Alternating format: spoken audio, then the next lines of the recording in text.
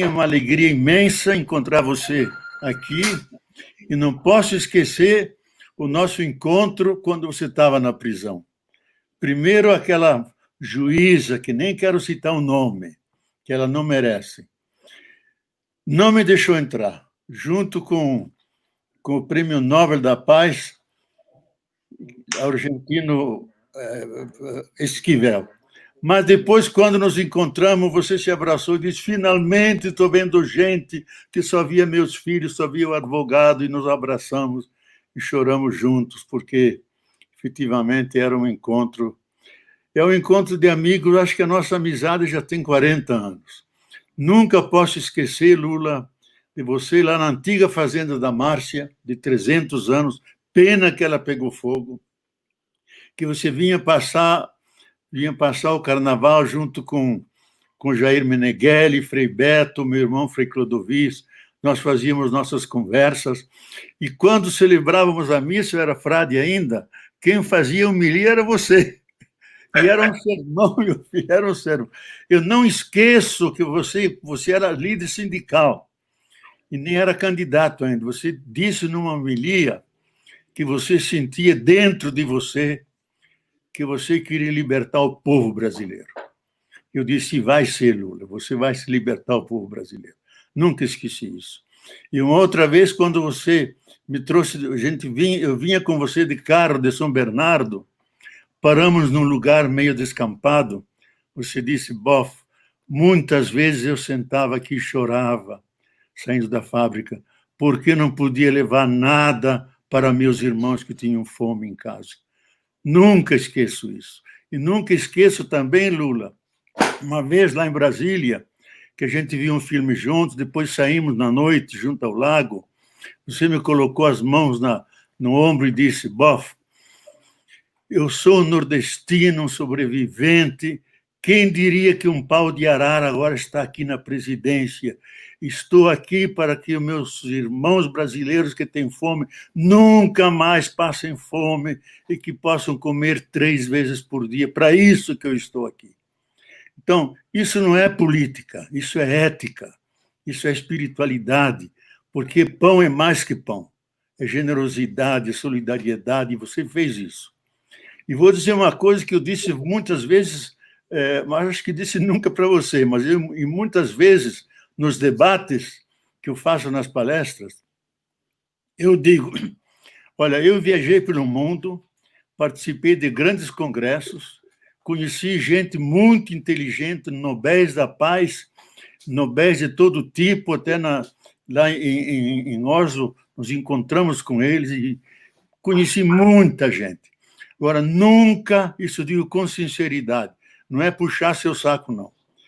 Eu nunca vi uma pessoa mais inteligente que o Lula. Mais inteligente, que faz conexões surpreendentes. E o Amorim me fez a mesma confirmação. Dizia: eu digo algumas coisas para o Lula em termos complexos, ele vai e faz o discurso e eu aprendo. Como é que esse homem tira conexões?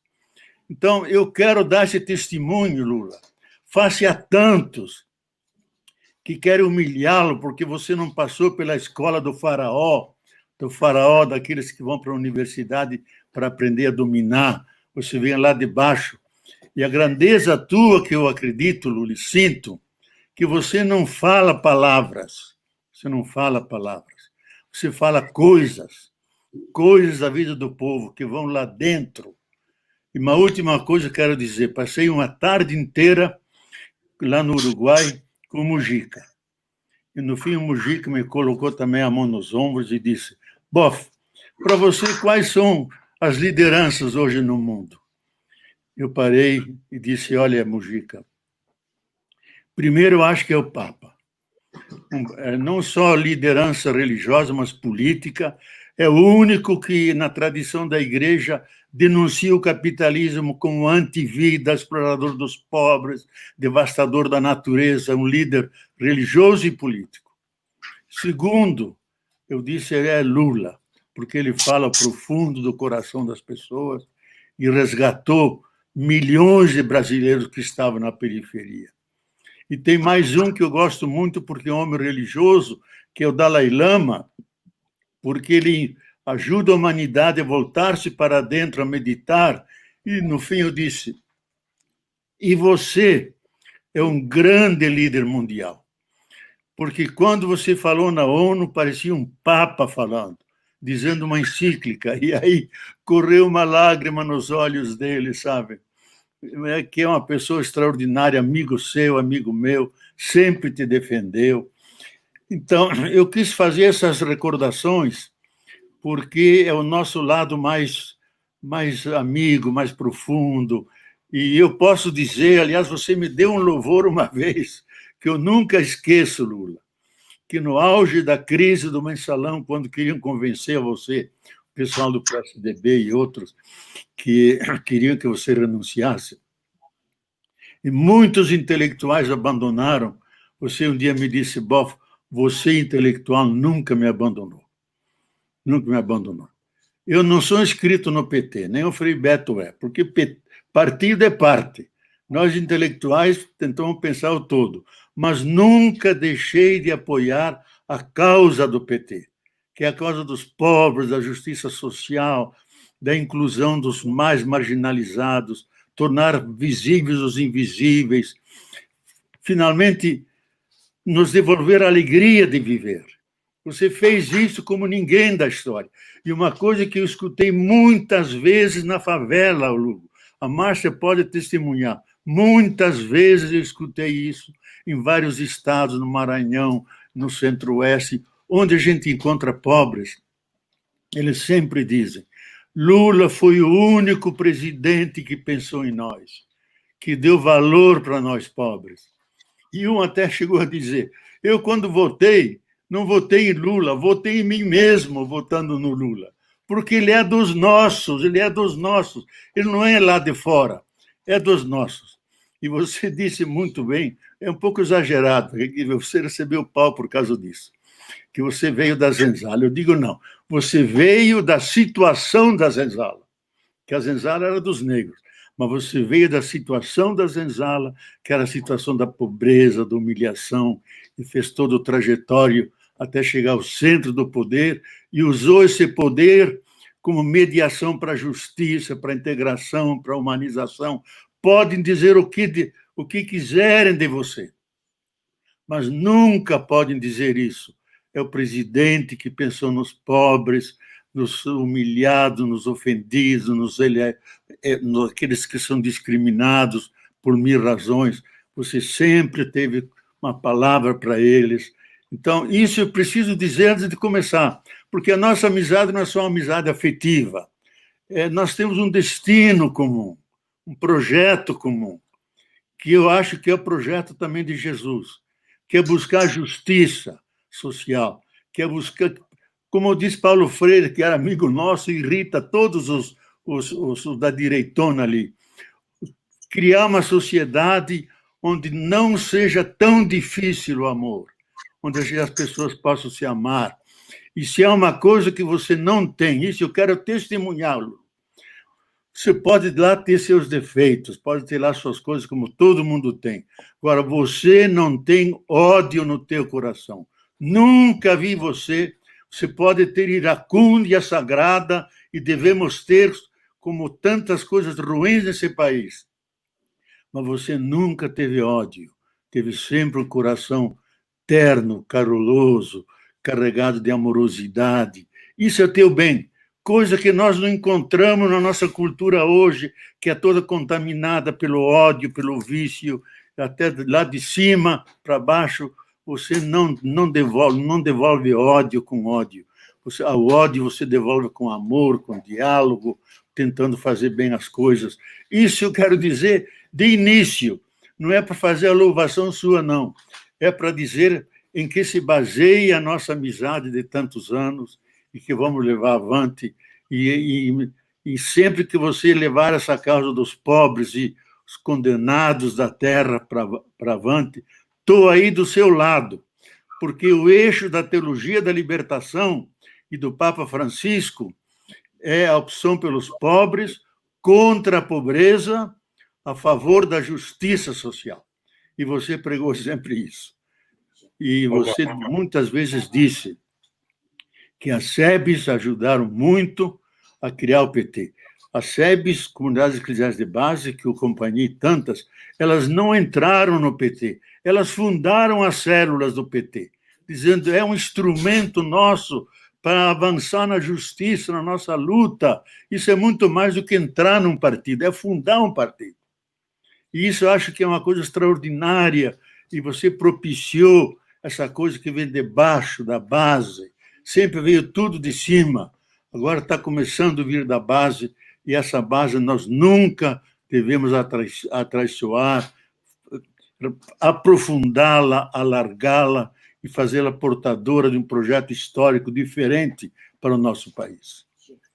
Já falei bastante, Lula. Eu quero agradecer as palavras generosas, mas certamente que eu não mereço todas essas palavras que você falou. A única coisa que eu tenho consciência, Boff, é que a relação que eu tenho com você, a relação que eu tenho com outros companheiros da igreja, que eu tenho com padres, que eu tive com que eu tive com Dom Cláudio Umes, que eu tive com Dom Angélico, que eu tive com bispos no Acre, bispos em Rondônia. Dom Paulo Evaristo, Dom Evaristo Arnes, Dom Luciano Mendes, e com milhares de movimentos sociais, é que me fez ser o que eu sou. Eu digo sempre o seguinte, olha, eu sou o resultado do grau de consciência da sociedade brasileira. Na medida que a classe trabalhadora vai evoluindo, na medida que o povo vai compreendendo, na medida que os humildes vão conseguindo enxergar, eu vou conseguindo enxergar. Até porque eu não quero ser nada de mim mesmo, só tem sentido eu ser alguma coisa se eu for a extensão daquilo que pensa a sociedade brasileira. Eu fico muito orgulhoso, sabe por quê? Eu aprendi algumas coisas importantes com pessoas como você. Eu aprendi a superar o preconceito da pequenez. Você sabe que o trabalhador urbano, o trabalhador rural, às vezes ele está conversando com alguém que tem uma formação melhor, a gente se sente acanhado, a gente tem vergonha porque não conhece todas as palavras. Às vezes, eu lembro que eu falava menos laranja, menos gente, sabe? E uma vez o Paulo Freire, eu queria fazer um curso de português porque eu achava bonita aquelas pessoas que falavam difícil, que falavam palavras que eu entendia, mas eu achava bonito. Aí o Paulo Freire falou para mim, Lula, você não precisa fazer curso de português. O importante é você saber se o que você está falando as pessoas estão entendendo. É isso mesmo. Se entenderam o que você falou, está de bom tamanho, continue falando a linguagem que você tem, sabe? E vai evoluindo junto com o povo. Isso me deu muita força para não me sentir pequeno diante de ninguém. Por conta das conversas contigo, com o Frei Beto, com tanta gente boa, sabe? O PT não existiria do jeito que ele existe se não fosse as comunidades eclesiais de base.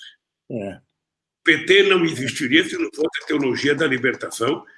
Possivelmente as pessoas que moram no centro do Rio, no centro de São Paulo, não percebam isso. Mas eu que viajei o Brasil inteiro, sabe, do Iapoque ao Chuí, para construir esse partido, eu sei o que era o valor de um pequeno. Eu sei o que era, sabe, alguém ligado à igreja que participava de uma comunidade, que era o primeiro embrião, não é que eles eram do PT, era o primeiro embrião de um espaço para a gente se reunir. Sabe? E aí, acontecendo com as greves, quando a polícia fechava o sindicato, era a igreja que abria as portas para a gente, era a igreja que fazia, sabe, movimento de solidariedade, que arrumava... Quando eu estava preso, eu comia porque a igreja mandava comida para mim na cadeia, porque senão era uma comida que era quase que impossível a gente comer. Então, eu acho que eu sou isso. Eu sou o resultado disso e também eu acho que eu me transformei por causa da generosidade de Deus. Eu digo sempre o seguinte, Deus foi muito generoso comigo, porque sair da onde eu saí e chegar onde eu cheguei só pode ter a mão de uma coisa superior.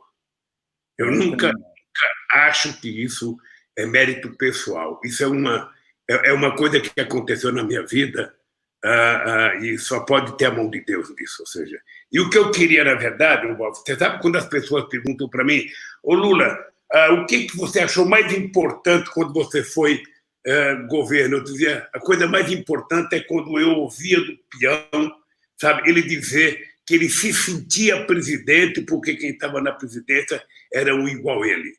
Isso, para mim, foi a obra mais extraordinária que eu fiz. Fazer o povo descobrir que ele estava governando o país, estava dando influência. E depois da ajuda tua, a ajuda do Frei Beto, a ajuda de tanta gente espalhada por esse país afora. Eu lembro o primeiro dia que nós estivemos juntos. Eu tenho, você não sabe, eu tenho fotografia na cabeça da nossa passagem nos carnavais lá em Santana do Deserto. Santana do Deserto, isso mesmo. Eu tenho na cabeça o nosso almoço, eu tenho na cabeça a gente na piscina, eu tenho na cabeça a molecada brigando, sabe? Então, essa foi a imagem que ficaram gravadas para o resto da vida. E é isso que conta, porque eu digo sempre que irmão a gente não escolhe. Agora, companheiro a gente escolhe. E os nossos jogos de baralho, que você não gostava de perder, viu, Lula? Os nossos jogos de baralho. Você perdia 2, 3 vezes, jogava as cartas e ia embora. Eu não gosto de perder jogo nenhum. Tudo então, isso era a nossa amizade. Quero que você saiba o que você representa para mim, sabe? Como cristão, como intelectual, como ser humano, como uma pessoa que valoriza a vida, sabe? Como você valoriza, isso tem muito significado, teve muito na minha vida, na minha formação e continua tendo. Por isso que essa live eu estava com muita vontade de fazer para que a gente conversasse um pouco aquilo que normalmente a gente não conversa, sabe? Porque não tem tempo de conversar. É chato porque a gente é amigo, mas cada um tem muita tarefa e cada um corre para um lado, corre para o outro e a gente não tem tempo de se encontrar. Então, é uma alegria imensa. Quero te dizer que um dos dias mais felizes da minha vida é poder estar fazendo essa live com você e conversando, olhando no teu olho, olhando. E você tem uma... Você eu vejo, eu sou mais novo do que você há alguns anos e já estou quase sem cabelo e você... eu estou com o cabelo tá caindo. E Deus ainda te deu um dom de você ficar parecendo o Papai Noel, pô, sabe? Eu sou o irmão do Papai Noel, viu? Lula, não esqueça desse chale, lembra? Já lembro. Eu levei para você lá na prisão e ganhei outro logo em seguida, que eu sempre uso. Sempre uso. Agora é o seguinte, olha, eu acho que tem muita gente querendo saber o seguinte, nós estamos vivendo um momento de muita confusão no Brasil. Muita. Inclusive também religiosa, ou seja, nós temos, sabe, não é interferência de político nas religiões, mas é uma rodovia de duas mãos, é interferência também da religião na política. E eu que convivi, bastante, eu digo que eu sou na política um pouco um filho do movimento sindical, um filho do movimento social, um filho da teologia da libertação. Ótimo. Eu acho que você não sabe a alegria que eu tive quando eu encontrei com o padre Gustavo Gutierrez no Peru. Sabe? Que figura espetacular. Eu nem sei se ele está vivo ainda. Está vivo, fez 92 anos já. Eu encontrei com ele, com o Frei Beto. Então, é o seguinte, Bob, se você tivesse que fazer uma reunião com um grupo de jovens e eles te perguntassem qual é a diferença, ou seja, entre a teologia da libertação e a teologia da prosperidade. A teologia da prosperidade, né? Ciência política, sabe, ideológica, tentava organizar a sociedade, e a outra veio de facilidade, sabe? Como se fosse um jogo de loteria para a sociedade. Esses dias eu vi nos jornais um pastor distribuindo ou vendendo grão de feijão, sabe, que curava a coronavírus.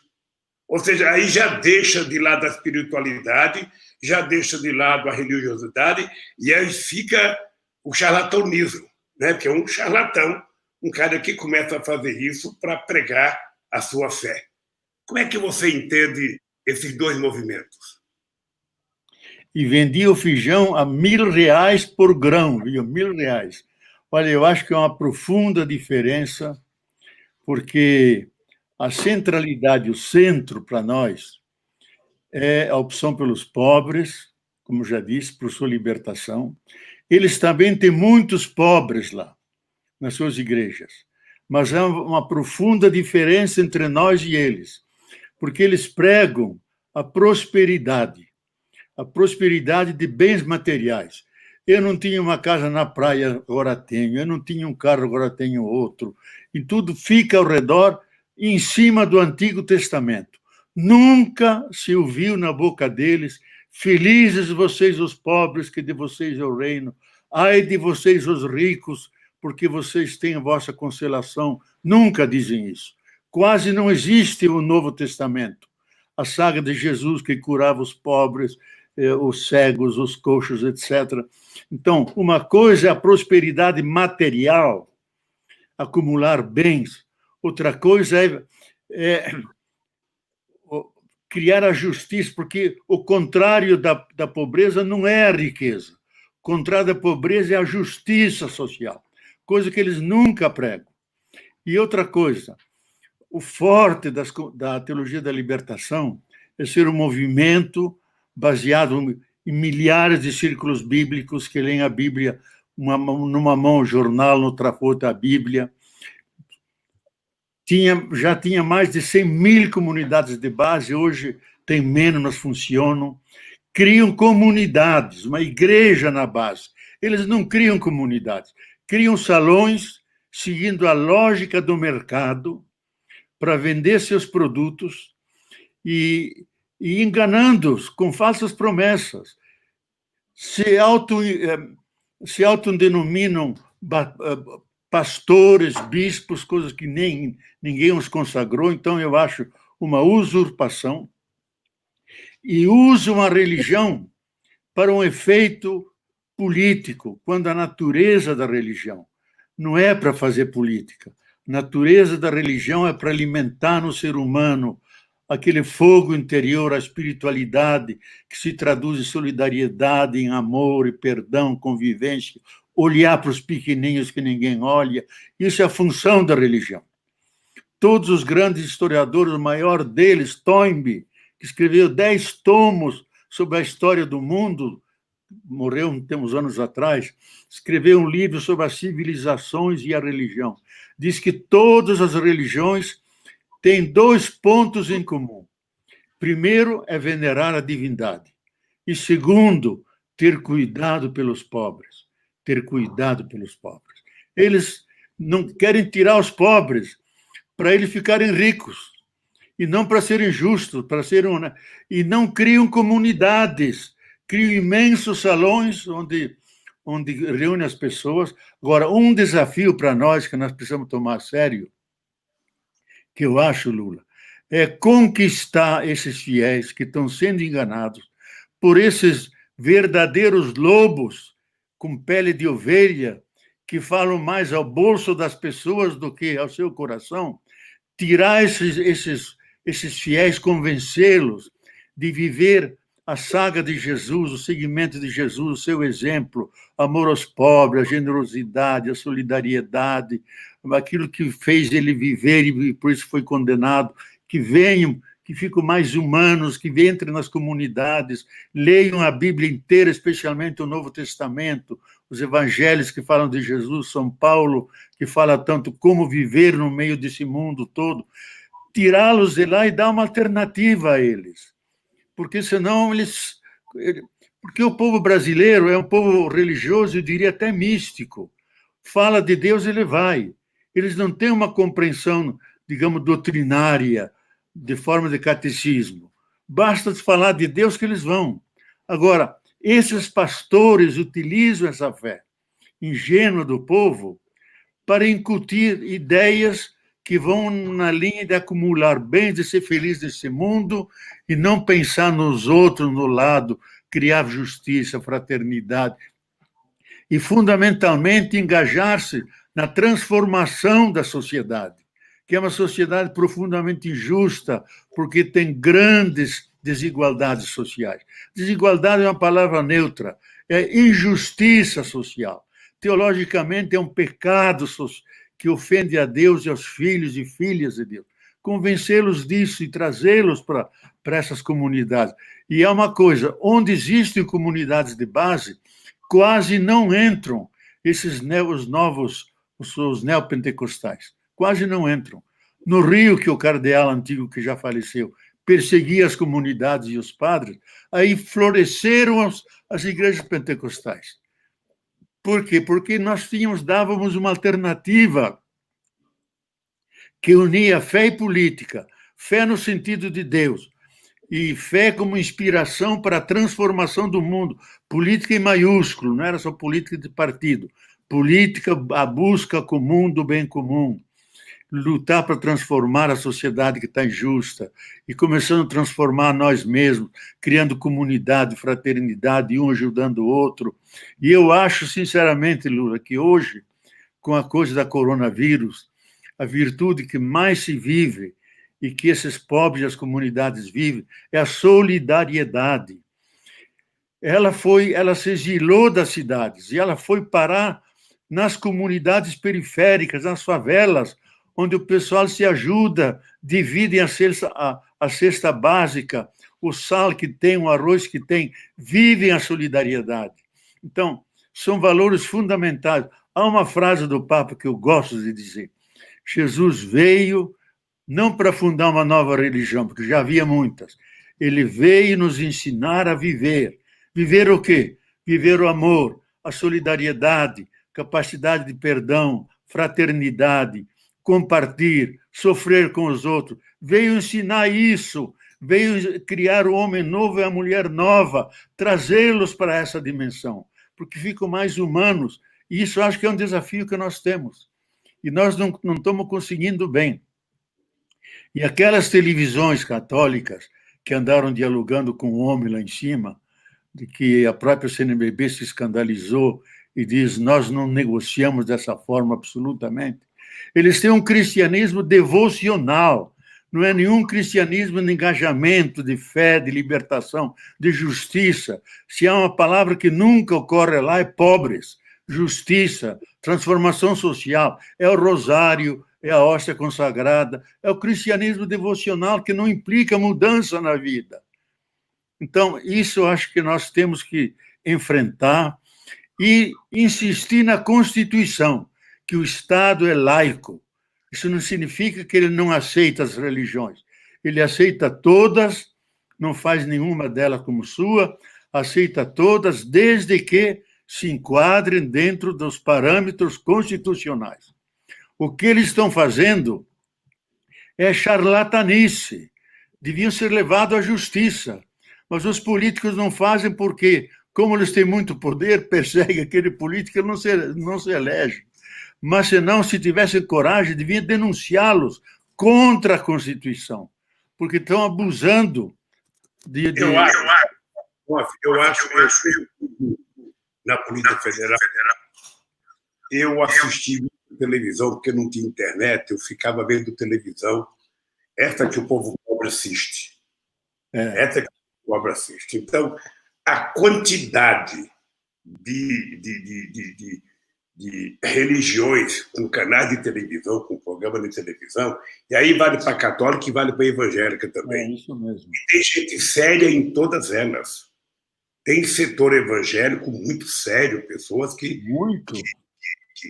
efetivamente querem tratar da espiritualidade do ser humano, sabe? Querem tratar Deus com muita seriedade. Deus não é um instrumento de mercado. Sabe? Eu assisti muito, eu ficava horrorizado. As pessoas vendendo milagre. As pessoas vendendo milagre pela televisão. Sabe? Eu ficava pensando, puxa, por que Deus deu tanto poder a esse cara para vender milagre na televisão e eu estou aqui preso? Porque eu, sinceramente, não consegui entender.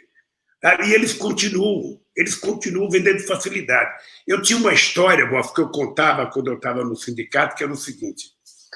Eu contava o seguinte, o cara pobre, ele está desempregado, aí ele vai no sindicato. Chega no sindicato, ele conta a situação dele para o sindicato, aí o dirigente sindical fala o seguinte, não, meu filho, você precisa, sabe, se organizar, você precisa lutar, porque nós precisamos, sabe, brigar com os patrões, fazer greve, aquele negócio todo.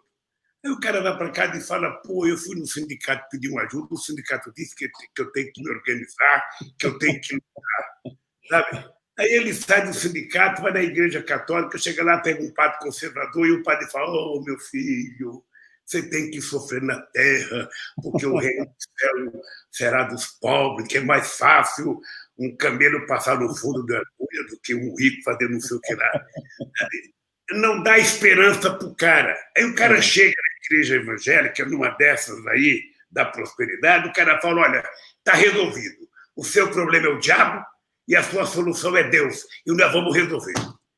Aí o cara fala, pô, finalmente encontrei alguém que me deu uma solução para mim. E eu lembrei, sabe o quê, Boff? Eu lembrava do meu discurso em 82, quando eu fui governador de São Paulo, que eu disputei contra o Montoro e contra o Reinaldo de Barros. Eu chegava nos palanques, juntava muita gente, porque o PT era novidade e tudo era novidade. E eu falava, se você, sabe, quer votar em mim, pensando que eu vou fazer as coisas para você, não vote. Eu não quero o seu voto pelo voto. Eu quero o seu voto se você tiver consciência política. Não pense que eu vou fazer escola, você vai ter que fazer junto comigo. Não pense que eu vou fazer hospital, você vai ter que fazer junto comigo. É o povo que tem que fazer. Aí eu virava as costas, ia para casa, o Montoro chegava e falava, olha, eu vou fazer escola, eu vou fazer hospital, chegava o Maluf e falava a mesma coisa. Aí o cara falava, pô, vem aquele tal de Lula aqui, fala, grita e diz que não quer o meu voto por qualquer coisa, que se eu quiser dar meu voto, eu tenho que saber que eu tenho que trabalhar para ele. Aí vem o outro que vai me oferecer tudo sem eu fazer nada. Porra, me desculpa, Lula, mas eu vou votar no que está vendendo facilidade para mim. É uma tendência daquela filosofia que a gente aprende com a mãe da gente, né? A verdade, ela anda a passo de tartaruga. A mentira anda de avião a jato. Né? Porque é muito mais fácil acreditar na facilidade do que acreditar nas coisas que exigem algum sacrifício, exigem pensar, não é isso? Exigem maturar uma ideia. Eu acho que nós estamos vivendo esse confronto agora. Nós estamos vivendo o confronto, sabe? Nessa religião, essa briga religiosa. Eu até, um dia, pessoalmente, eu vou conversar isso com você. Eu conversei isso com o Papa, que depois eu quero falar com você do meu encontro com o Papa. Sabe? Aí, eu falei isso um pouco com o Papa, o que está acontecendo no Brasil, mas não vou falar nessa live, não. É uma coisa do Papa e eu e você, tá bem? Porque eu sei que você é amigo dele, ele gosta muito de você. E eu falei sobre isso com o Papa. E eu fico pensando, Boff, que nessa briga que a gente está vivendo, ou seja, há uma deformação, sabe, na formação religiosa da sociedade. Sabe, aquele negócio de você procurar um conforto espiritual, de você ter fé, de você acreditar, mas também você não acredita em fantasia, porque, sabe, Jesus não pregou isso. Jesus não pregou o seguinte, olha, vá na minha igreja que eu salvo todo mundo. Jesus, sabe, o maior sinal que ele deu para salvar a humanidade é ele se permitir ser crucificado sem reagir. Sabe? Então, eu fico preocupado com o que pode acontecer na religião, um presidente da República dizendo eu vou querer ter um ministro na Suprema Corte 100% evangélico. Você não cria as instituições democráticas fortalecendo uma ou outra religião. Você tem que dar liberdade. Quando o Papa Bento chegou no aeroporto, que eu fui cumprimentar ele, a primeira coisa que eu falei, santidade, eu quero que o senhor saiba que o senhor está pisando no solo de um país laico. Que ótimo. Primeira palavra que eu disse para ele. Sabe? não tive nenhuma preocupação de reconhecer a relação entre o Estado e a Igreja Católica, fui no Vaticano entregar um documento brasileiro, como não tive nenhuma preocupação de garantir total liberdade de funcionamento da Igreja Evangélica. Quando quiseram fazer uma lei proibindo falar, sabe, a lei do silêncio, eu fui, sabe, defender a Igreja Evangélica, fui defender os cultos religiosos deles, porque eu acho que eles têm direito. Agora, eu não posso admitir que uma religião queira, por exemplo, acabar com a religião afrodescendente. Uma vez eu estava com a Benedita no Rio de Janeiro e um pastor estava dizendo que era preciso acabar com essas religiões de Umbanda, com não sei das contas. E eu falei para o cara, você tá parecendo Herodes. Porque nasceu um menino que será o futuro Jesus Cristo, você quer acabar com todas as crianças? Você quer ter direito e não quer que os outros tenham direito? Por que você não aceita a crença que tem um cara de Umbanda? Por que você não aceita? Ou seja, só a sua que vale? Então, Boff, essa coisa que você disse do Estado laico é uma coisa muito importante. E eu queria que você pensasse, junto com outros pensadores, como é que a gente diminui essa raiva religiosa que vai acontecer um dia no Brasil. Porque o ódio religioso é uma coisa muito grave na humanidade. Sabe? Isso proporciona guerra, proporciona ódio, proporciona miliciano, como nós temos agora. Sabe? Então, isso resultou no governo que nós temos agora. Isso resultou no governo, ou seja, que eu espero e fico pedindo a Deus que, na sua sabedoria, ele consiga fazer com que a cabeça do nosso povo aprenda com a pandemia. Já que o presidente não aprendeu nada até agora, eu espero que a cabeça do povo aprenda. E aí eu te pergunto o seguinte, o que você acha que vai acontecer com a humanidade assim que terminar essa pandemia? Você acha que vai ser, nós vamos ter um resultado melhor? Vamos ter mais humanismo? Vamos ter mais solidariedade? Vamos ter mais companheirismo? Vamos ter mais humildade para perceber que nós não somos nada porque um vírus está causando um pânico, sabe, na humanidade? Nós que imaginávamos que éramos invencíveis, que não tínhamos ninguém que pudesse conosco, ou seja, nós que desmatamos, nós que poluímos a água, nós que poluímos o rio, nós que poluímos o espaço, nós que poluímos o ar que nós respiramos, nós poluímos a água que nós bebemos, sabe? Ou seja, agora mesmo esse negócio de privatizar a água, as pessoas não se dão conta que a água é vida. E é da responsabilidade do Estado fazer com que a água chegue bem tratada na casa do povo e que ela seja devolvida bem tratada no mar, porque o mar também é vida. O mar também tem vida. Sabe? E as pessoas querem tornar isso uma forma de lucro. Você conhece, Boff, algum empresário que vai levar água de qualidade barata na casa de um pobre que mora numa favela que não pode pagar? Exatamente. A energia elétrica, se a gente não cria, sabe, o Luz para Todos, que levou energia para 15 milhões de pessoas, essas pessoas estavam no escuro abaixo da luz do candeeiro.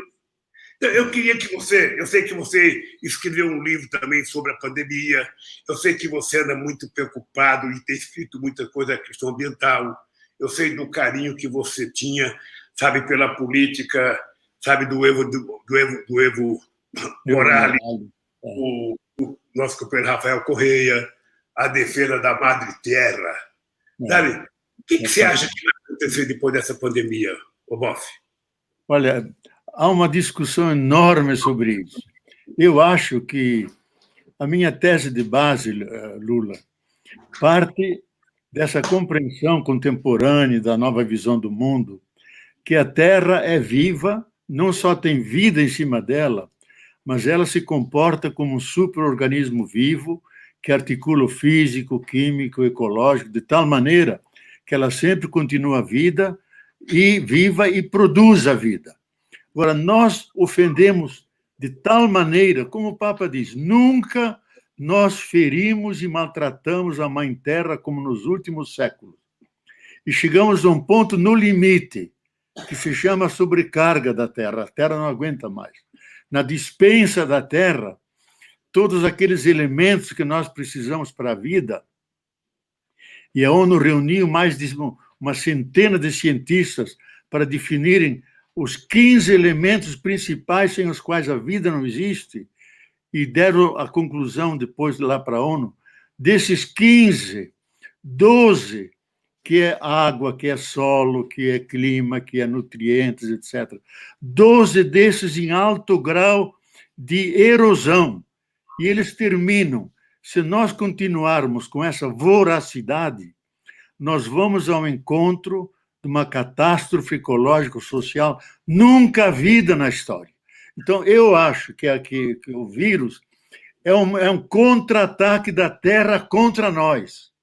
Ela mandou os seus... e colocou de joelhos as potências militaristas, que têm mais de 30.000 ogivas nucleares, colocou de joelhos. Tudo isso não vale nada. O que vale é aquilo que o capitalismo não tem. Então, eu acho que em cima do capitalismo caiu um meteoro, caiu um raio que destruiu aqueles ideários que eles tinham. Primeiro, o lucro, a competição, diminuição do Estado, agressão à natureza, individualismo.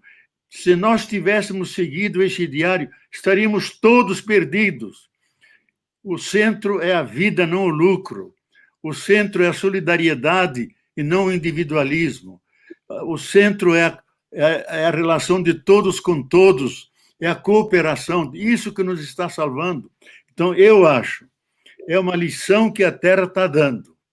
Se nós não aprendermos essa lição e voltarmos ao que era antes, é a pior coisa que nos pode acontecer, porque a Terra vai mandar mais vírus, já está mandando um bocado. E eu estou seguindo aqui, os grandes biólogos estão dizendo que pode vir que dizem the next big one, um grande vírus, tão grande, nós sabemos que ele virá, mas não sabemos quando. Que se nós não mudarmos, ele vai acabar com grande parte da biosfera e grande parte da humanidade, se não a própria humanidade. Então, a situação não é fácil. Ou nós mudamos, ou nós vamos ao encontro do pior. Então, eu acho que a volta, as grandes... Eu estou acompanhando nas várias línguas, nas várias fontes, os grandes conglomerados estão se articulando para, ao voltar, criar um centro de 0,1% da humanidade que usa as mais tecnologias mais avançadas, a inteligência artificial, que tem trilhões de algoritmos que podem controlar cada pessoa humana, até o sabonete que você usa, o desodorante que você tem, cada pessoa humana eles conseguem controlar. Manter um novo despotismo cibernético. 0,1% da humanidade estão se articulando com isso. Agora, eu acho que eles não vão triunfar, porque a Terra não aguenta mais isso. Quem vai derrotá-los não é nem o marxismo, nem a escola de Frankfurt, nem o socialismo. Eles vão ajudar, mas quem vai derrotar é a Terra. Que eles não vão conseguir se reproduzir, a humanidade vai se rebelar. Eu acho que nós vamos voltar, aprendendo algumas lições, que devemos ser, primeiramente, aceitar que somos vulneráveis, que não somos onipotentes, sujeitos a todo tipo de gripes e vírus, etc.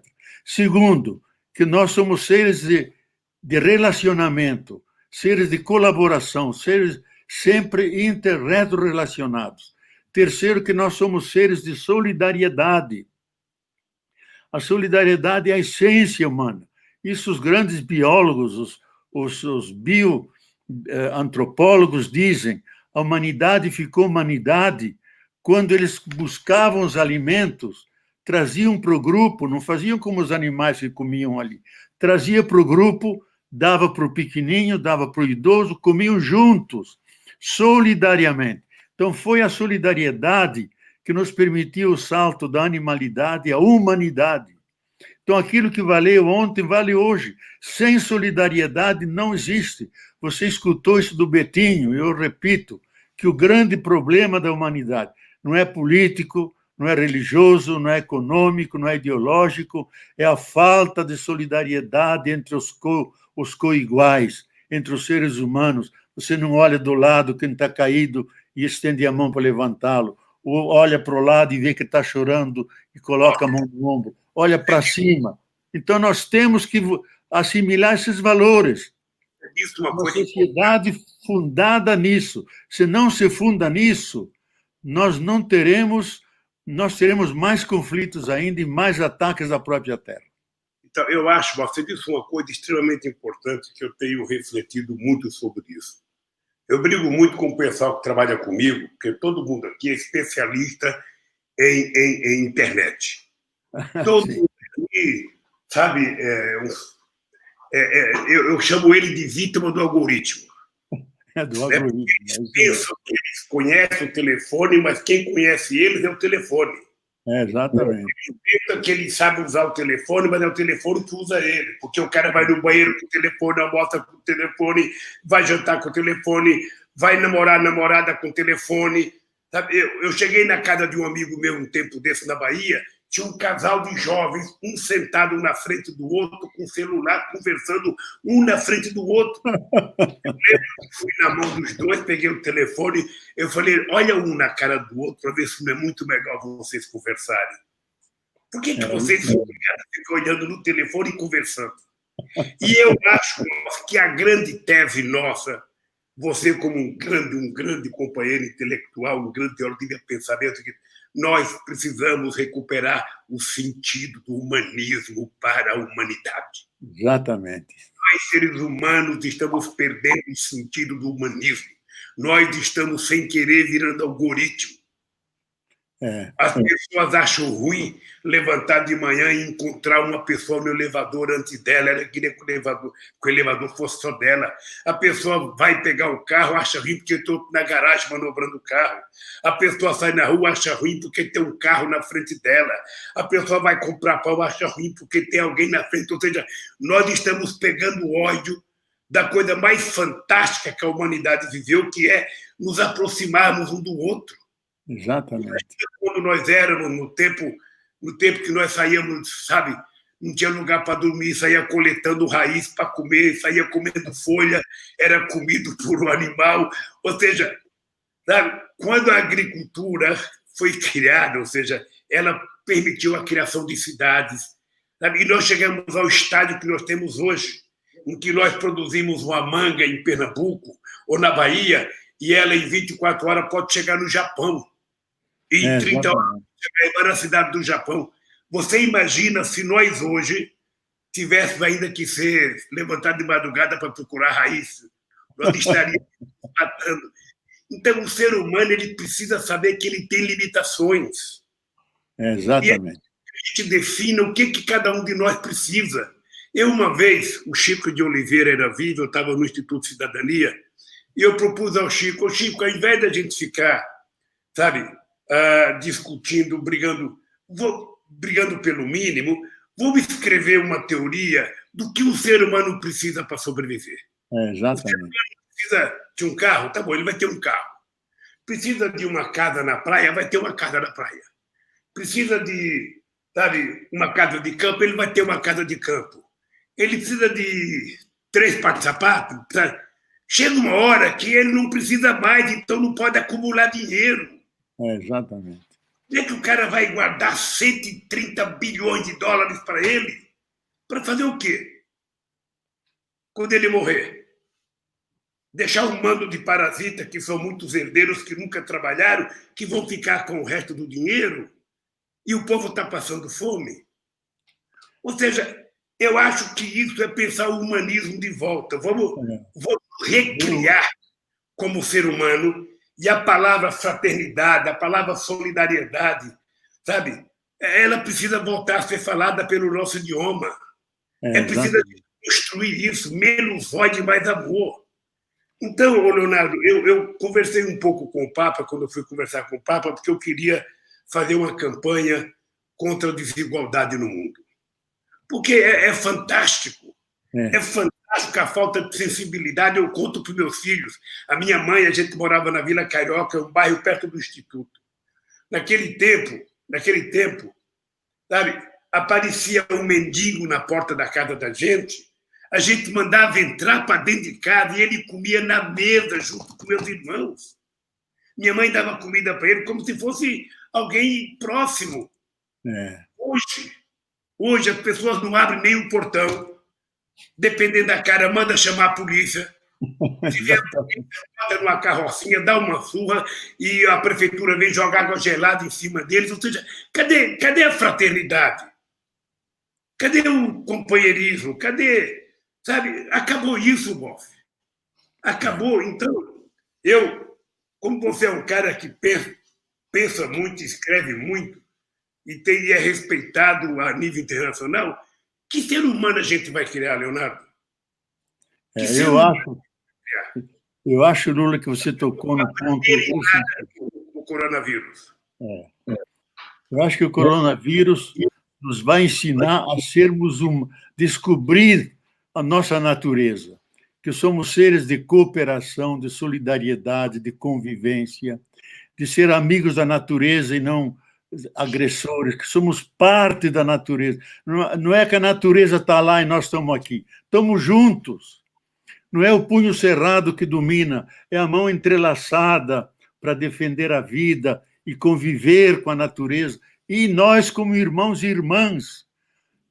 Até isso é científico, Lula, que quando, em 1950, dois grandes cientistas americanos, Crick e Dawson, descodificaram o código genético, descobriram uma coisa que alguns acham que é a maior descoberta, mais do que a de Einstein, que desde a bactéria originária, passando para as grandes florestas, os dinossauros, os cavalos, os beija-flores e nós, temos o mesmo código genético, os mesmos 20 aminoácidos e as mesmas 4 bases fosfatadas, dizendo numa linguagem mais pedestre, temos 20 tipos de tijolos e 4 tipos de cimento que nós podemos misturar e construir, e vem a biodiversidade, mas temos a mesma base comum, por isso somos irmãos e irmãs, diz tanto a Carta da Terra como a encíclica do Papa.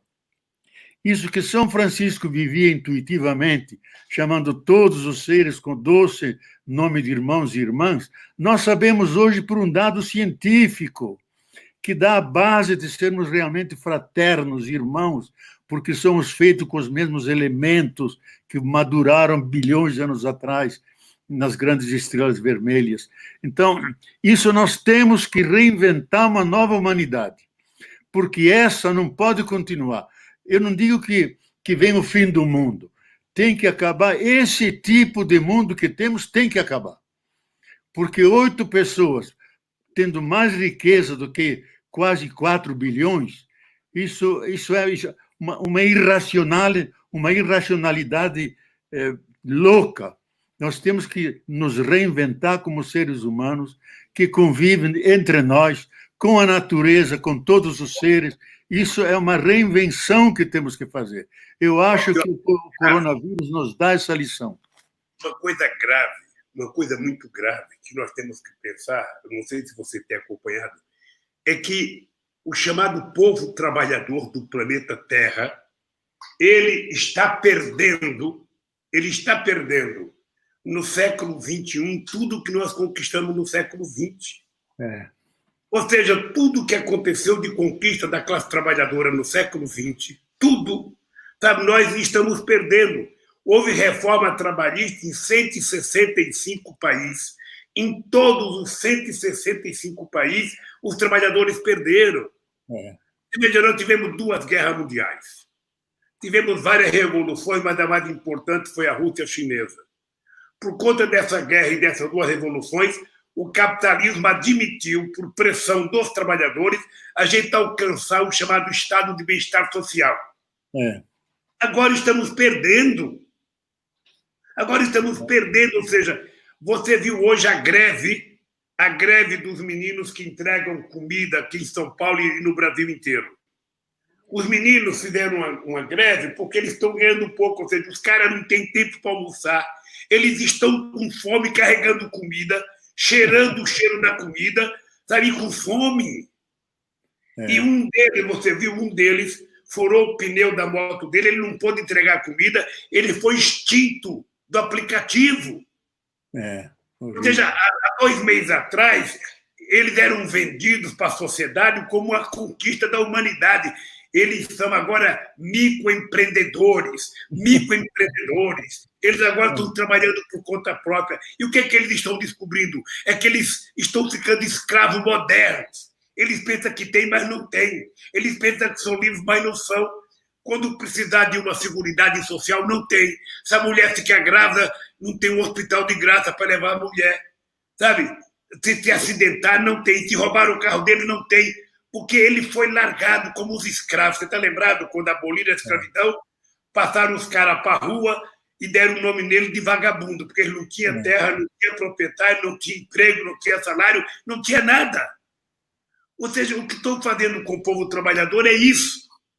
Estão dizendo que a humanidade está se modernizando, eles agora são tudo microempreendedores, microempresários, sabe? E não dão nenhuma seguridade social para ele. É um ser humano largado. O que você acha desse movimento de hoje, dessa greve? Não sei se você viu a foto, sabe? Foi muito bonito em São Paulo. Olha, eu acho... O grito deles é fome. O grito de guerra deles é fome. E foi esse assunto que eu conversei com o Papa, que na próxima pergunta, depois que vocês falaram do teu pensamento sobre a greve deles, eu vou falar da minha conversa com o Santo Papa. Olha, há um dito da Igreja Antiga que vem até hoje, até nos textos do Vaticano II, no Concílio da Igreja, que está: quando há grande necessidade, não vale nenhuma lei. A necessidade abole as leis, porque a vida é mais importante que qualquer lei. Então, a greve dele é a coisa mais justa, porque é greve por vida, por comida, para poder sobreviver e poder trabalhar e, com o trabalho, garantir o seu sustento. Então, essa greve é uma greve, eu acho, abençoada, sabe? É a mais justa que tem, porque eles estão levando vida e não pode ter vida. Então, eu acho que nós temos que apoiar isso, reclamar, insistir, porque se transformou num problema político, porque são multidões que estão levando as comidas por todo lado, e eles estão largados por aí. Então, eu acho que aí nós temos que pressionar o Estado, pressionar o parlamento, que praticamente é insensível a essas coisas, e poder dar um apoio que podemos a eles. Eu não sei, eu fico meio desarvorado aqui, sabe? É preciso garantir o mínimo necessário para as pessoas serem cidadãos. As pessoas têm que ter assistência médica, as pessoas têm que ter uma indenização quando está desempregado. A pessoa tem que ter direito, senão a pessoa fica escravo. Você veja o negócio, o Bolsonaro, quando começou a pandemia, a primeira coisa que ele fez foi liberar 1,2 trilhão de reais para os fazendeiros, para irrigar o sistema financeiro. Sabe? E até agora, nem as pessoas receberam a primeira, agora diz que vai dar mais 2 parcelas de R$600, quando, na verdade, o povo não deveria ter muita preocupação com isso, porque o Estado deveria estar garantido. Exatamente. E eles estão aprovando cada dia mais a retirada de direitos dos trabalhadores. Boff, eu sei o que é a minha mãe na cozinha, sem ter feijão para colocar no fogo, com 8 filhos pequenos, esperando para ver se tinha alguma comida. A minha mãe nunca ficava nervosa, ela falava: amanhã vai ter. Sabe? E a gente vê da lombriga maior comer a lombriga menor. Sabe? E quem está perto da gente não vê que a gente está com fome, não sabe essa dor. Agora, imagina um companheiro trabalhando, cheirando a comida que ele está carregando nas costas, sem ter o que comer. Eles têm mais é que se revoltar. Lógico. Não tem outra explicação. Se não há uma revolta por direitos, não há direitos. e pegar aquela comida que ele está carregando e comer. É isso. Tem direito. É isso, porque a vida vale mais do que a comida. Foi isso, Boff. Foi isso que uma lição que eu aprendi com o Papa quando eu fui conversar com ele. Primeiro, agradecer a ajuda que você deu para me encontrar com o Papa. Segundo, eu sou muito agradecido ao presidente da Argentina, Alberto Fernandes, que marcou a audiência.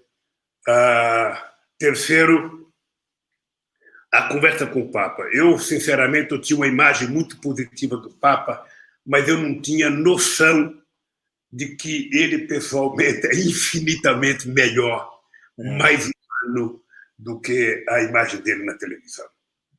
É uma figura que conhece o Brasil, conhece a América Latina, conhece os problemas do povo pobre, porque ele não fala de ouvir dizer, ele fala de ter vivido. E aí eu fui contar para ele das coisas que eu pretendia fazer, do objetivo que eu tinha de dedicar o tempo de vida que eu tenho. Eu já não posso pensar mais em longo prazo. E aí eu perguntei para o Papa qual era a ideia dele de reunir jovens para discutir a economia do mundo. Ele falou: Lula, eu na minha idade, eu só tenho que fazer coisas agora que sejam irreversíveis. Eu estou com 84 anos e eu preciso agora, sabe, não é radicalizar, mas eu preciso tornar as coisas mais visíveis. Sabe? E é o que eu senti, Boff. Quando as pessoas querem discutir comigo longo prazo, eu não falo, eu não tenho mais tempo de discutir longo prazo. Para mim é tudo de médio ou curto prazo, porque a natureza é implacável. Eu estou falando que vou viver 120 anos, mas eu sei que é difícil chegar lá. A minha tese é que já nasceu o homem que vai viver 120 anos, ou a mulher. Quem sabe seja eu ou você, Boff. Espero que seja nós dois, pô. Agora, eu acho, Boff, se a gente não juntar todas as personalidades do mundo e começar uma verdadeira guerra contra a fome no mundo, contra a desigualdade, sabe? Ninguém pode comer 10 vezes ao dia, enquanto você tem 10 pessoas que não comem nenhuma vez ao mês. Sabe? Não é possível. Não é possível se a humanidade perder essa sensibilidade, sabe? Se a humanidade... Olha, eu sou suspeito para falar porque eu vi muito lá de baixo, mas, sabe, era uma decisão coletiva dos países reunidos na ONU, decidir não vai ter nenhuma criança que vá dormir sem tomar um copo de leite, sem comer um pedaço de pão. Nenhum ser humano vai deitar se não comer as calorias necessárias para a sua sobrevivência, porque o mundo produz alimento para todo mundo. A genética já produz alimento de sobra. Sabe? Então, por que não tem? Porque não existe o compromisso de garantir o pobre como ser humano. O pobre é apenas tratado como se fosse um número. E eu, sinceramente, não acho que dá mais, sabe, para a gente aceitar isso. Em nome do humanismo, em nome da humanidade, nós temos que radicalizar. Radicalizar não é virar sectário, não. É ir à raiz do problema e perguntar para cada presidente por que no teu país tem gente que morre de fome. Eu fui em Angola fazer um debate, Boff, eu já não era mais presidente. E eu até fiquei com medo, porque na palestra que eu estava fazendo sobre a questão da fome, eu falava que o pobre tem que ser a coisa principal do orçamento. Quando a gente estiver fazendo o orçamento, a gente começar pelo pobre. Quanto nós vamos precisar para garantir comida para todo mundo? Não conversar pelo Ministério da Fazenda, não começar pelo Itamaraty, não começar pelas Forças Armadas. Não tem guerra, diminui o orçamento das Forças Armadas. Exato, perfeito. Não tem guerra. Sabe, vamos garantir que a arma mais poderosa que um ser humano tem, uma nação tem, é garantir soberania alimentar para o seu povo. Exatamente. Eu fui visitar o Chaves, eu fui na base do Sukhoi. O Chaves tinha comprado aqueles aviões da Rússia. Eu fui visitar uns aviões com Chaves, estava o Celso Amorim, e eu tinha saído do hotel, não tinha pão e nem leite no hotel. Estava faltando na Venezuela.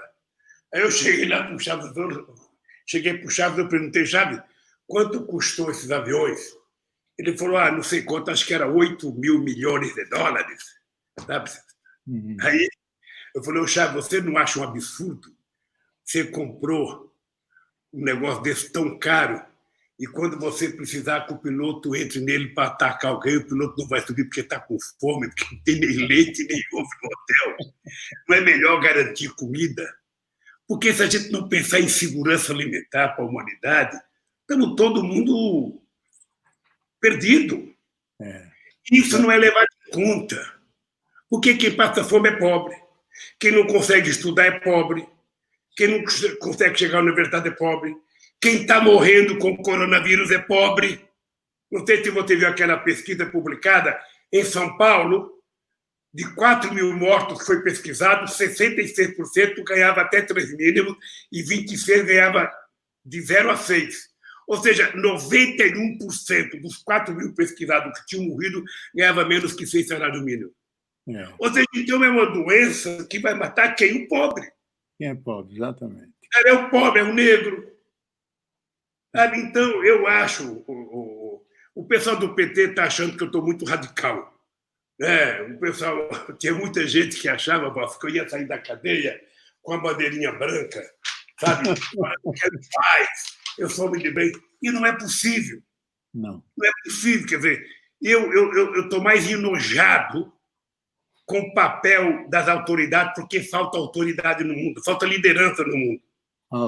Estou mais enojado com a falta de preocupação com o povo pobre. Estou muito mais preocupado. No Brasil, os cachorros estão mais tratados do que os pobres. Não que não se deve tratar bem o cachorrinho. Seguramente. Mas, ou seja, eu lembro, Lula. É o abandono do pobre. O abandono. Então, eu queria que você falasse um pouco sobre isso, porque eu saí do Papa muito encorajado.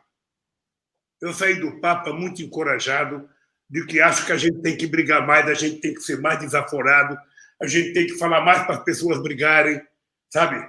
Porque se a pessoa falar, Lula, não briga, e garantir a comida para mim, está ótimo. Mas eles falam para não brigar. Você viu aquele policial morto nos Estados Unidos? Pois é. O cara ajoelhar na garganta do cara e matar, sabe? Sinceramente, eu estou ficando inconformado com a perversidade, sabe? Está muito perverso uma parte da humanidade. Quanto mais rico, mais perverso é. Então, chega numa crise dessa, o Bill Gates fala, vou dar 10 milhões para ajudar isso, sabe? Você veja essa pesquisa que a Globo faz de solidariedade no Jornal Nacional, é uma vergonha a quantidade de dinheiro que essas empresas estão dando. Solidariedade. E o povo passando fome. O povo sem dinheiro para comprar o que comer. E quando terminar a pandemia, eu acho que vai estar muito pior a quantidade de desempregados nesse país. Então, nós precisamos repensar esse país. Repensar a organização da sociedade. E repensar a distribuição dos bens produzidos pela humanidade e produzidos pelo planeta Terra. Queria que você falasse um pouco sobre isso, Possi. Olha, eu acho que você tocou no ponto essencial.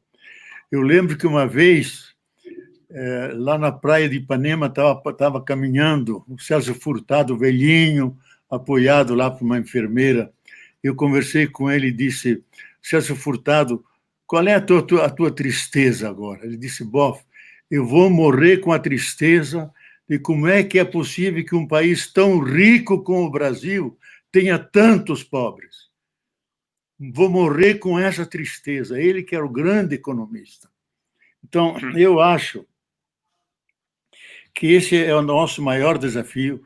Você deve ter deve ser amigo seu e amigo meu também, o Ladislau Dalbor, esse economista da PUC, que ele fez o cálculo com o dinheiro que existe no mundo hoje, que são mais ou menos 67 trilhões que estão na produção, fazendo carros e geladeiras, etc.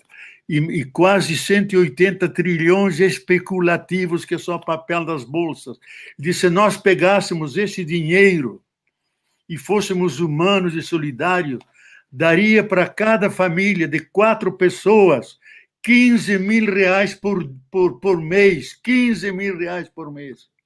poderiam viver tranquilos com sua casa, com sua comida. Por que não fazemos? Não temos fraternidade, não temos boa vontade. O velho Kant, que é o grande ético do Ocidente, dizia: a única virtude é a boa vontade. E essa não tem nenhum defeito, porque se ela tiver um defeito, já não é boa. Então, para nós falta boa vontade, não temos boa vontade. E isso nós precisamos. Eu lembro uma frase do Gandhi, que se preocupava muito com os pobres. Ele dizia: a forma mais assassina de matar as pessoas é pela fome, porque você não mata só o corpo, você desespera a pessoa, você atinge o espírito dela. Isso é a forma mais assassina de matar as pessoas. E nós estamos fazendo isso. Então, esse sistema vive tranquilo, convive, vendo esse tsunami de miséria no mundo. Então, eu tenho uma crença, até meio filosófica, que as coisas têm uma verdade intrínseca, que ela vai se manifestar. Porque tudo isso é consequência do tipo de sociedade que nós organizamos a partir do século XVII, que é o capitalismo, que é o individualismo, que é a acumulação de bens materiais, que jogamos fora toda a dimensão humana espiritual. E aí eu vou dizer para você, Lula, uma coisa, porque senão diz, o Boff diz isso porque é teólogo. Mas não é. O autor do Pequeno Príncipe, Antoine de Saint-Exupéry, descobriram um tempo atrás uma carta dele, que ele deixou em cima da mesa, escrita ao general X. Ele pegou o avião, caiu no Mediterrâneo, sumiu, descobriram a carta. E na carta ele diz: nós temos 3 reinos. O reino do corpo, que os médicos cuidam. O reino da nossa psicologia, os analistas, psicólogos cuidam. Nós temos o reino do espírito, que nós abandonamos. Por isso que tem tantas guerras e mortes, porque nós abandonamos o espírito, e o espírito é feito de solidariedade, de amor, de humanidade, de compaixão. Ele dizia, esse é o único grande problema da humanidade. E repetia, é o único grande problema. Se nós tivéssemos o espírito, seríamos solidários, humanos, generosos. E ele termina dizendo: temos saudade de Deus para dar coesão e força a essas virtudes que nos faltam. Então, você tem toda a razão.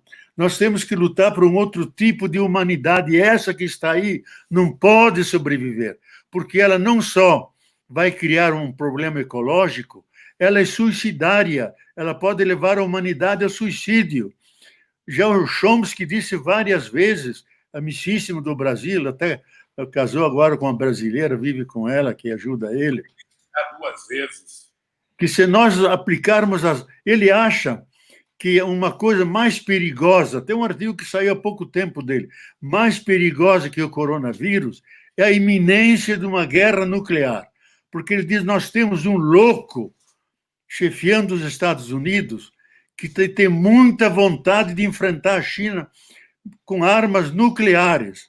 E ele diz, nós podemos destruir toda a vida com as armas nucleares que nós temos, sem sobrar ninguém para contar a história. Então, diz, ele é louco suficientemente para tentar esse tipo de coisa, porque não aceita ninguém ao lado dele, nem uma concorrência. Aquele América, em primeiro lugar, não é América em primeiro lugar, só América. Toda hora diz, nós somos o país maior do mundo, o mais rico, e está morrendo gente por caramba, está dando lições a ele, ele não aprende coisa nenhuma. E não é sem razão que a própria vida se vinga mais lá, quer dizer, ataca mais lá, porque lá que é a fonte desse capitalismo, dessa forma de viver que é absolutamente anti-vida, anti-solidariedade, anti-humanidade. O Papa vive dizendo isso. Ele evita a palavra capitalismo para não irritar os cristãos americanos. Mas aquele sistema que vive da acumulação e do dinheiro e de bens materiais é anti-vida, anti-natureza, é assassino. Ele vive repetindo isso e não se cansa de cobrar mudanças profundas, uma radical conversão da humanidade. A encíclica dele sobre o cuidado da casa comum vai nessa linha, criar um novo tipo de humanidade, se queremos sobreviver, se queremos sobreviver. Caso contrário, o Bauman disse isso, aquele filósofo, se a gente não cuidar, vem mais vírus e bactérias que vão nos atacar e vão engrossar o cortejo daqueles que estão rumando à própria sepultura. Nós não queremos isso. Temos condições de mudar isso. Nós precisamos começar o movimento. Eu sei que você já assinou, eu já assinei o manifesto, porque nós precisamos começar um movimento muito forte, que qualquer remédio que for inventado, descoberto daqui para frente, para enfrentar o coronavírus, tem que ser de domínio público. Exatamente. Tem que ser distribuído gratuito, não pode ter dono, não pode alguém querer ficar rico às custas, sabe, de um remédio que vai salvar a humanidade desse vírus. Eu acho que essa deve ser uma campanha. Aliás, a ONU já deveria ter convocado uma conferência especial entre os presidentes do mundo inteiro para tomar uma decisão. Sabe? Não é possível. Você vê, os Estados Unidos está comprando remédio que a dose vai custar $3.000, dá quase R$15.000. Qual é o pobre que vai poder tomar um remédio desse? Pois é. Então, nós temos agora um convênio da Fiocruz, sabe, com uma empresa, eu acho que com a Universidade de Oxford, na Inglaterra, e nós temos um do Butantan com a empresa chinesa. Ou seja, esses remédios têm que ser de domínio público. Os estados têm que assumir a responsabilidade. Essa eu acho que é uma tarefa da sociedade começar a se mobilizar para isso, de não permitir que alguém queira juntar trilhões de dólares às custas da morte de milhões de pessoas. Exatamente. Eu acho que essa é uma tarefa que nós vamos ter que enfrentar. Já tem muita gente se mexendo, muito jurista, muito médico, muito gente muita gente, sabe, com conhecimento especial sobre a questão dos vírus, porque os vírus estão se multiplicando com muito mais rapidez. O Padilha falou uma coisa para mim, que no século passado surgiu tantos vírus. Esse ano está surgindo no menor tempo. No menor tempo, a cada 10 anos está surgindo um, talvez até diminua. Ou seja, tudo isso é uma rebelião de uma coisa que você disse no começo. É o planeta Terra dizendo para nós, olha, vocês não vão me destruir, porque eu vou reagir. Então, vocês tratem de cuidar desse barco que vocês estão dentro. Porque o barco chamado Terra está todo mundo, só que alguns resolveram assumir a primeira classe e o restante está no porão, como os escravos quando vinham da África para cá. Ou seja, a própria sorte. Então, Leonardo, eu acho que a questão da desigualdade, a luta para melhorar a vida do povo e a questão do humanismo, eu acho que são dois temas que nós vamos ter que falar todo santo dia. Cada vez que a gente abrir a boca, a gente vai ter que falar amor, humanismo e a luta contra a desigualdade. Ou seja, tornar o mundo mais justo, sabe? Tornar o mundo como uma casa única de todos nós. Senão está impossível. Os ricos já estão inventando agora um ônibus para viajar para a Lua, ou seja, eles já estão procurando um lugar para correr. E quem vai morrer são os trabalhadores que não são levados em conta, a não ser para produzir, mas para recolher o resultado do que produz. Muitas vezes eles não são levados em conta. Eu acho que no Brasil, não sei se você tem acompanhado, ontem o jornal estava dizendo que a dívida pública do Brasil já é de 81%. Isso é um mercado, e muitos economistas nossos que são muito fiscalistas, sabe? A dívida pública americana era 107, ela era 80, com o Lehman Brothers ela foi para 107, agora já está em 130, me parece. E eu estou defendendo a tese, Boff, que aqui no Brasil nós não temos que olhar a dívida pública, nós temos que olhar a dívida com o povo. Exatamente. é que não ter limite para gastar o dinheiro para salvar o povo brasileiro. Depois a gente vai cuidar da economia. Ao invés do governo ficar dizendo que não tem dinheiro, o Tesouro que mande rodar dinheiro novo. Lógico. Sabe? Alarga a base monetária desse país e vamos garantir que o povo sobreviva. Vamos garantir que o povo sobreviva, porque com ele vivo a gente vai consertar o Brasil. Com eles mortos a gente não vai consertar o Brasil. Eu tenho pedido para os empresários, vocês querem que o trabalhador trabalhe? Dê atestado de garantia de vida para o trabalhador. Dê um atestado para a família dele, que ele não vai morrer. Se você vai higienizar a fábrica, higienizar o restaurante, se ele vai ter álcool gel, se ele vai ter todas as garantias. A Mercedes-Benz, aqui em São Bernardo, o sindicato fez um acordo. O pessoal ficou um tempo sem trabalhar. Agora fez um acordo, o pessoal voltou a trabalhar sentado diferente no restaurante, mais espaço no restaurante, menos gente no ônibus, fazer teste todo dia que vai entrar. Sabe quantas pessoas já foram infectadas? Só na Mercedes-Benz, 197. Imagina. Sabe? Só coisa de 15 dias. Numa demonstração que o vírus não escolhe, sabe? Os ricos não, eles estão escolhendo os pobres que são obrigados a trabalhar. São obrigados a levantar de manhã, é obrigado a buscar leite para o filho, é obrigado a levantar para ganhar o pão de cada dia, pegar metrô lotado, pegar ônibus lotado. Sabe? Então, Leonardo, eu acho que aos 74 anos eu pensei que eu ia parar de brigar. Sabe? Eu cheguei numa idade que eu pensei, sabe uma coisa, eu só vou continuar a minha briga porque eu quero provar que o Moro é um canalha. Eu quero provar que o Dallagnol é um cara que montou uma quadrilha da Força Tarefa. Eu quero provar.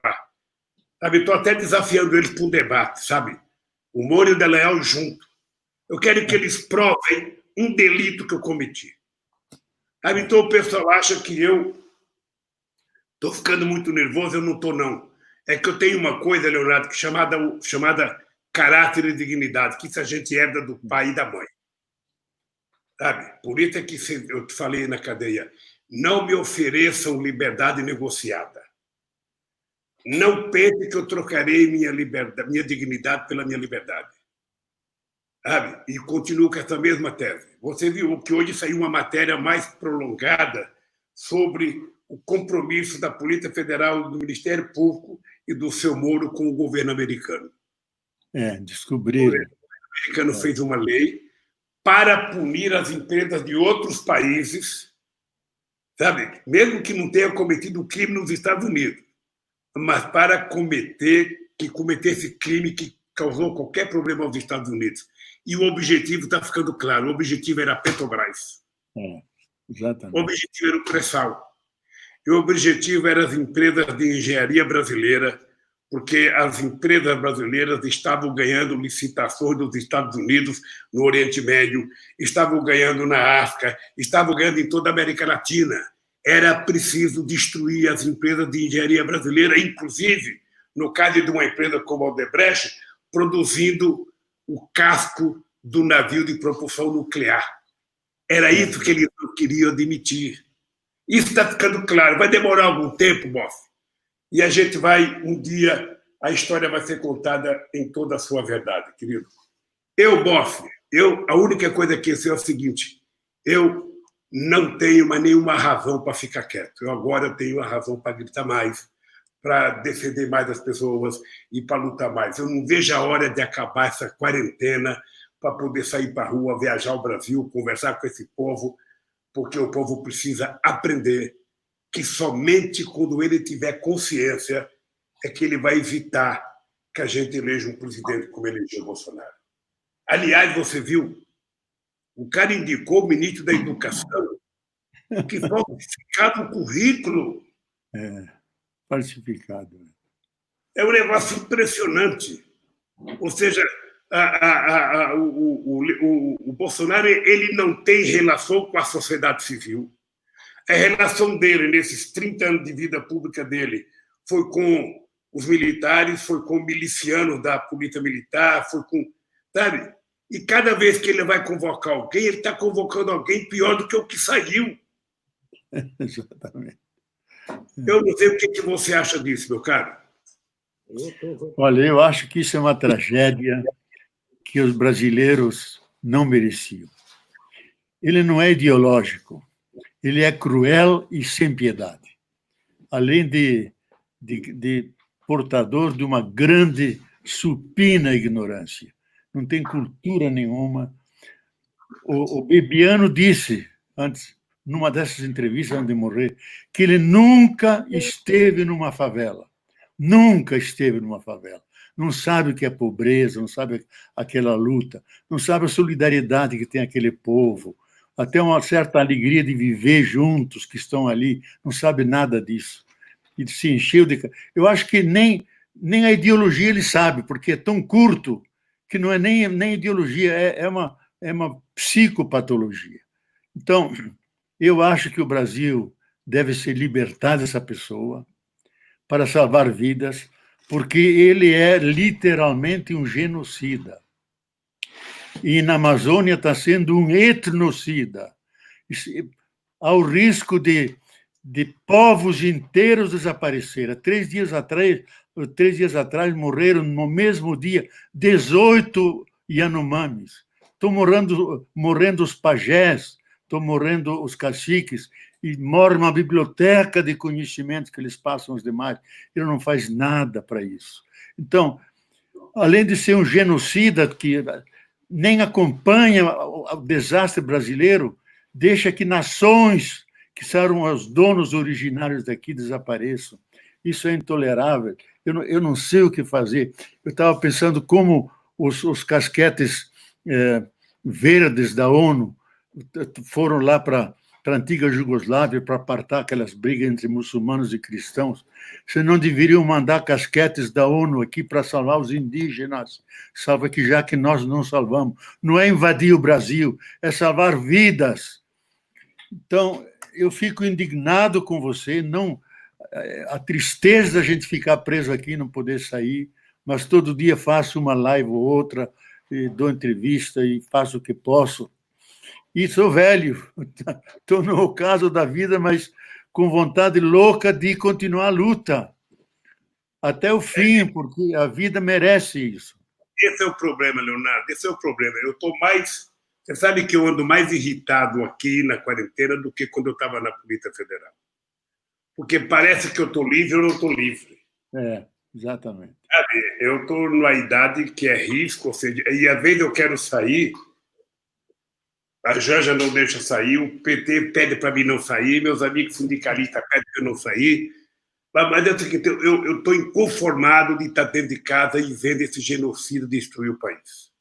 Um cara que não respeita a diferença, um cara que zomba, sabe, dos negros, um cara que zomba do LGBT, um cara que zomba, sabe, do pobre, um cara que nunca trabalhou na vida, ele foi para a Forças Armadas muito cedo, saiu, sabe, nunca trabalhou numa fábrica, não sabe o que é o mundo de trabalho, saiu, foi vereador, de vereador foi deputado a vida inteira.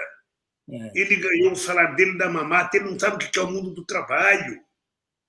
Ele não tem noção disso. Então, quem é que gosta do governo dele?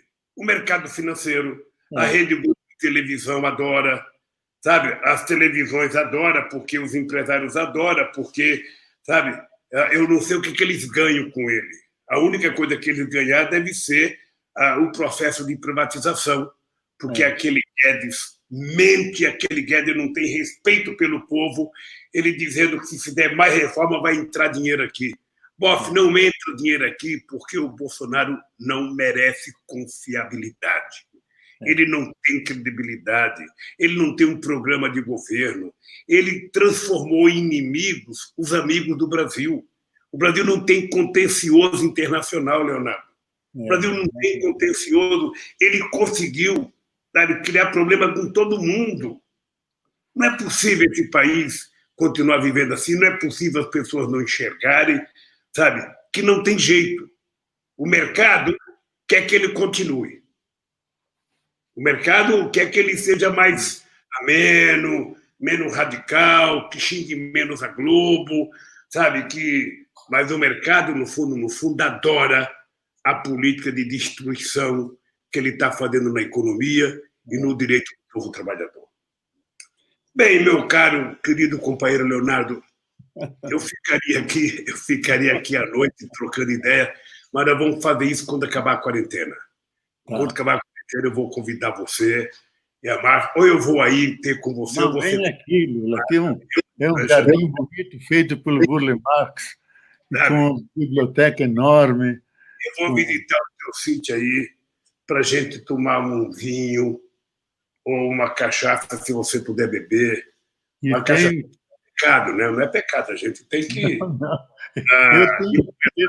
Eu tenho uma Havana de 25 anos, Lula. Se você vier, vamos tomar Havana de 25 anos. Você fala para a Márcia que eu vou estar nessa luta do Prêmio Nobel para os médicos cubanos. Ah, tá bom, viu, Márcia? Desculpa, muito bom. Eles merecem, e eu vou gravar uma mensagem, sabe? E nós precisamos agora comprar uma briga para que a ONU, sabe, discuta na Conferência Internacional em setembro, a conferência oficial da ONU, discutir a questão do remédio, da vacina contra o coronavírus ser de domínio público. Nenhum empresário pode se colocar como dono para vender para o pobre. Sabe? Nenhum empresário. Então, é importante que os estados garantam que esse remédio será de domínio público para a gente não repetir erro do passado. Tá? Boff, um beijo no coração, querido, um beijo na Márcia.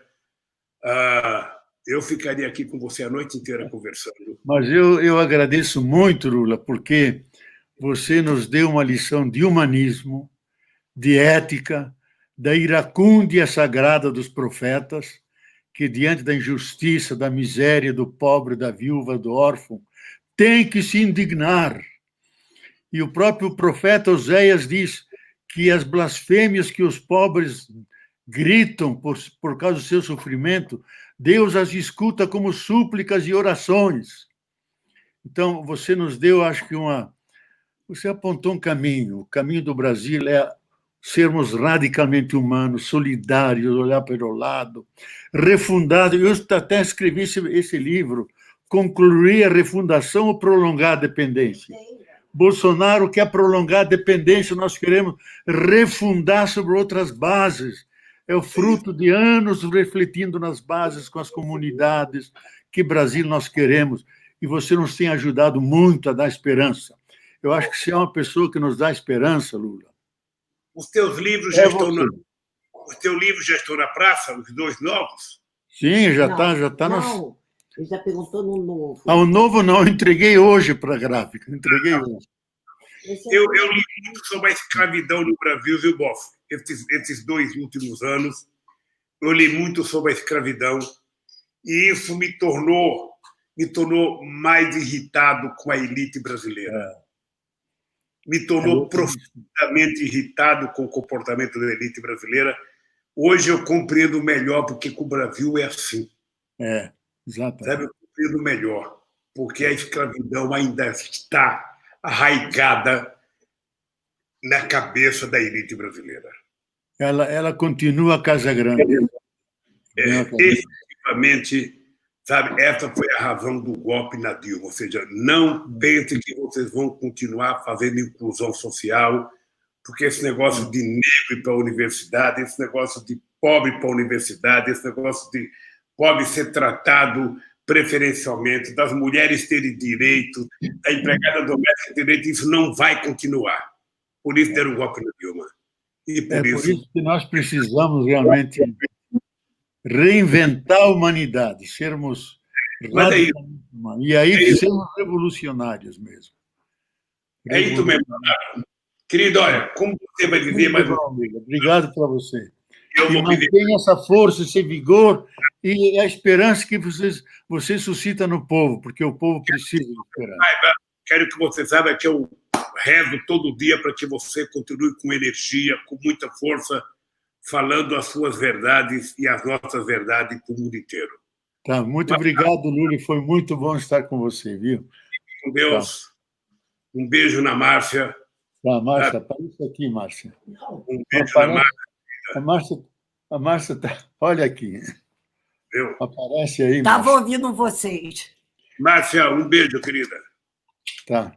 Tchau, Tchau. tudo de bom. Tchau, querido. Tchau. E obrigado às pessoas que nos assistiram.